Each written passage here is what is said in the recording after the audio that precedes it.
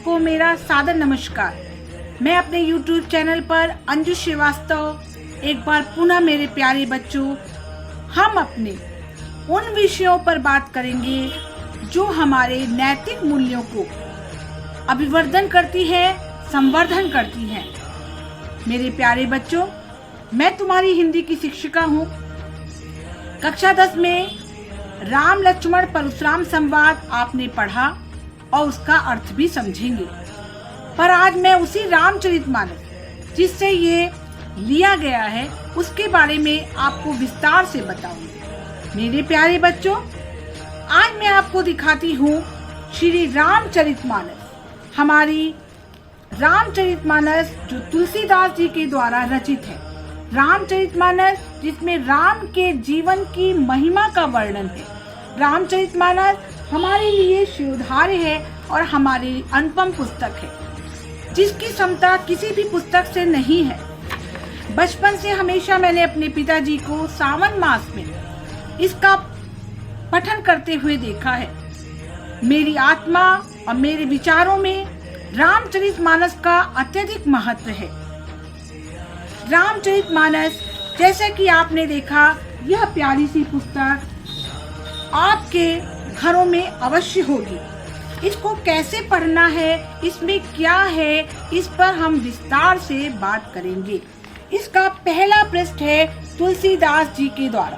तुलसीदास जी एक वृक्ष के नीचे बैठे हैं और जिन्होंने रामचरितमानस की रचना करके संपूर्ण हिंदू समाज को राम के प्रति एक ऐसी भावना में पिरो दिया है जिससे प्रत्येक जनमानस अपने आप को कृतार्थ समझता है।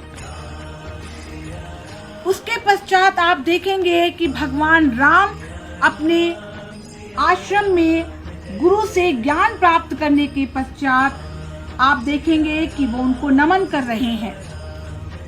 इसके बाद आप देखेंगे कि जटायु धरती पर गिरा है और जटायु के पास राम और लक्ष्मण खड़े हुए हैं।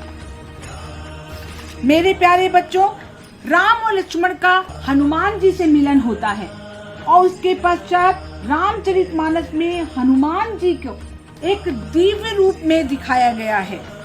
इसके पश्चात रावण अपने अहंकार में है और मंदोदरी उनको समझा रही है। इसके पश्चात आप देखेंगे राम और लक्ष्मण रावण का वध करके सीता के साथ वापस अयोध्या आ रहे हैं। अंत में हमारे प्रभु श्री राम का दरबार लगा हुआ है।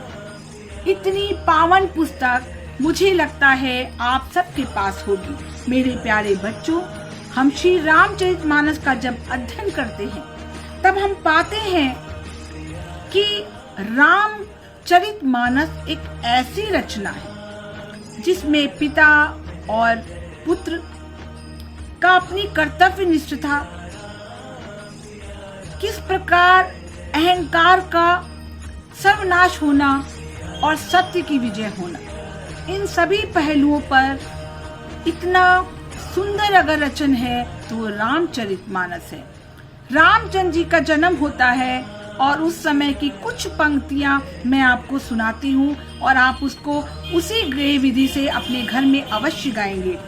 भय प्रगट कृपाला दीन दयाला कौशल्या हितकारी, हर्षित महतारी मुनि मनहारी, अद्भुत रूप बेचारी, लोचन अभिरामा तनु घन श्यामा, निज आयधु भुज चारी, भूषण बनमाला नयन विशाला, शोभा सिंधु करारी, कह दुई कर जोरी स्तुति तोरी, केहि विधि करौ अनंता, माया गुण ज्ञान तीत अमाना, वेद पुराण बनंता, करुणा सुख सागर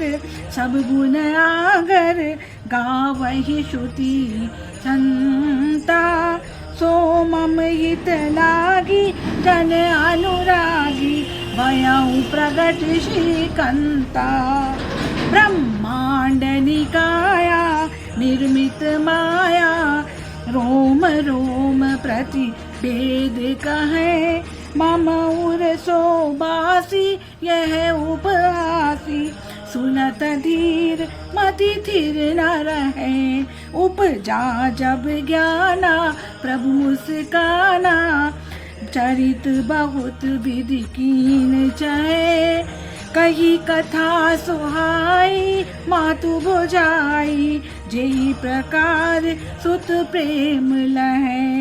माता पुनि बोली सो मत डोली, तजहु तात यह रूपा। की जय सुशुलीला अति प्रिय शीला, यह सुख परम अनूपा। चुनी वचन सुजाना रोदन ठाना, हुई बालक सुरभूपा। यह चरित जगा वही हरि पद पावही, तेना पर ही भवकूपा। भय प्रगट कृपाला दीन दयाला, कौशल्या हितकारी। हर्षित महतारी मुनि मनहारी, अद्भुत रूप विचारी। लोचन अभिरामा तनु घन श्यामा, निज आय दुब चारी। भूषण बनमाला नैन विशाला, शोभा सिंधु करारी। अब इसका अर्थ मैं आपको बताती हूँ मेरे प्यारे छात्रों छात्राओं।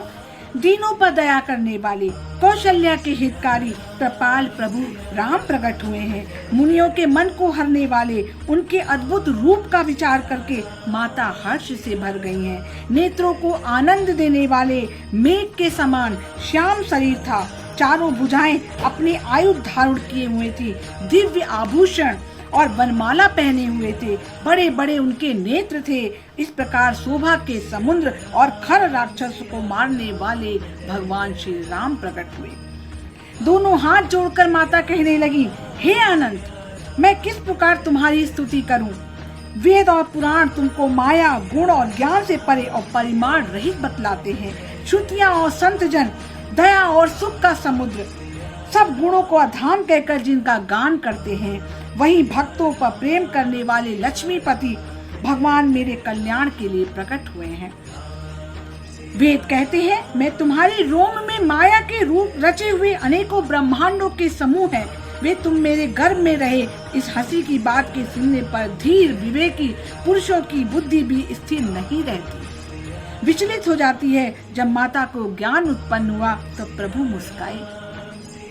वे बहुत प्रकार से चरित्र करना चाहते हैं। तब उन्होंने पूर्व जन्म की सुंदर कथा अपनी माता को समझाई, जिससे उन्हें पुत्र का वात्सल्य प्रेम प्राप्त हो, भगवान के प्रति पुत्र भाव हो जाए, ऐसा उन्होंने बताया।